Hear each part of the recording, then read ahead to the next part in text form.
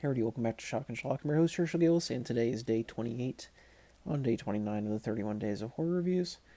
Gonna be catching up tomorrow. Gonna be posting those, and then Halloween is gonna have my Halloween special, of course. Um, Today's review might be a little abbreviated because I'm going out this evening and doing several things, prepping for Halloween as well. Um, Today, talking about 1977's George A. Romero classic, Martin. Also going to talk about the 4K transfer because I have some stuff there. But anyway, what is Martin? For anybody who doesn't know, Martin is a film that follows a young man, or old man, named Martin. Well, at least it looks like a young man, who is believed to be a vampire, but he doesn't have, the vampire powers. He can go out in the daytime, doesn't turn into a bat. The only thing that is required is he has to drink people's blood. But he doesn't have the sharp fangs, so he has to use a razor and a syringe of sedatives to, knock people out. Use the razor and drink their blood. The only thing that he really gets um, is that he looks young, and he goes to live with his uncle and his cousin in this town of Braddock in Pennsylvania. And yeah, the story follows Martin as he just goes around his day to life, deals with his hyper religious uncle, and does his daily activities. Now, the thing that sets Martin apart from other vampire films, number one, it's never really said whether or not Martin is a vampire or not. He believes himself to be one, and his uncle does as well. Um, but it's never really said in black and white whether he is or not. Um, which makes it interesting. So it's either a vampire film, and about just a normal person, and that's something that's discussed a lot in this as well. Is that magic isn't real, and that all these folklore and legends that we know are just deeply damaged people, or he is very psychologically damaged. Both, it's he's either a man who has to deal with a crazy family and is actually a vampire, or a man whose crazy family has driven him to be out of his mind. Either way, it doesn't matter that much whether Martin actually is a vampire or not, because this is more like a character study of a very damaged, depressed individual. That's what I like most about this film. It's not super action heavy or really gore heavy or anything.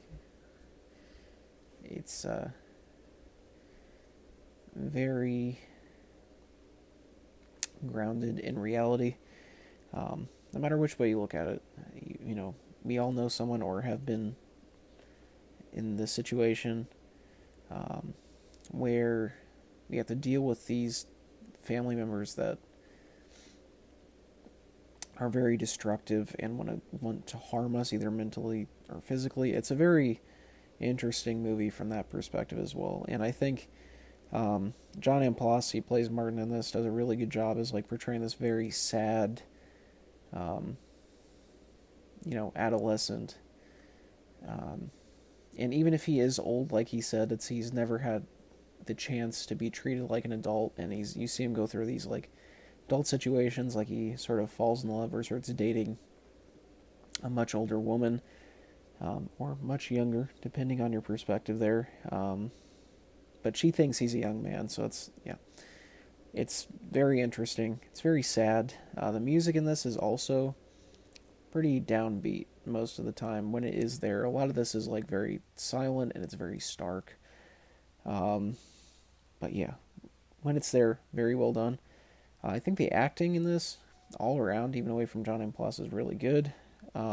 Lincoln Mazel as Tadakuda, who is the uncle of Martin, does a great job, as well as this religious fanatic who also has to deal with how his tendencies or religious beliefs have kind of ostracized him, not from just his family but society as a whole. He's kind of treated as a crazy old man, and has pushed everybody away from him, and it's just very interesting. I also really like the cinematography in this one. There's a lot of like cut-ins during moments where it does sort of flashbacks to the 1800s that at least Martin, even if he's not a vampire, I think he is, but even if he's not, um, or sort of what he imagines the 1800s would be like, him falling in love with this girl and then killing her, and like mobs, torch carrying mobs, and these people like very much a universal version of Dracula or a Hammer horror film. Um, but it's like you just kind of see what either he thinks he experienced or what he did experience in the past that kind of turned him into this.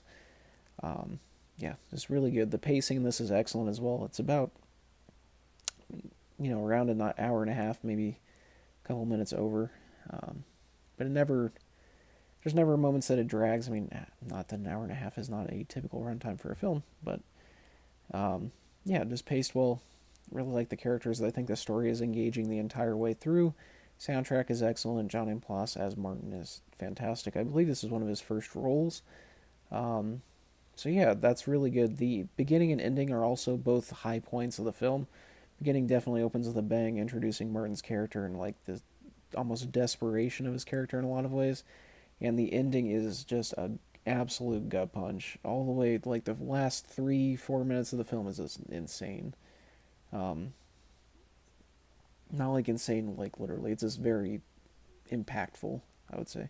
But yeah, highly recommend checking this out. There's DVDs, and Second Sight Films put out this 4K fairly recently. I am lucky enough to have a 4K player and TV. I watched this, and the transfer is good, but I'm assuming the elements or something were not looking that great anyway, because this film, for a 4K, it looks not excellent. The sound is really good, but the actual film itself kind of looks pretty lackluster. But I'll take this film anyway I can get it. So yeah, pick it up whatever way you can. Give it a go. Definitely one of George Romero's best movies. So yeah, check it out. As always, I've been your host, Herschel Gillis, signing off for today. Zero thoughts, zero editing, zero planning, and zero brain cells. Make sure to subscribe if you haven't. Keep your notifications on. I'll see you guys tomorrow. We're going to be doing a special episode with some short films. And yeah, maybe a new movie review that I'm not necessarily looking forward to that much, but we'll see. And a lot of you know what that'll be. But anyway, we'll get to it. Maybe another car review. We'll see. Anyway, thanks for watching, guys. See you guys later.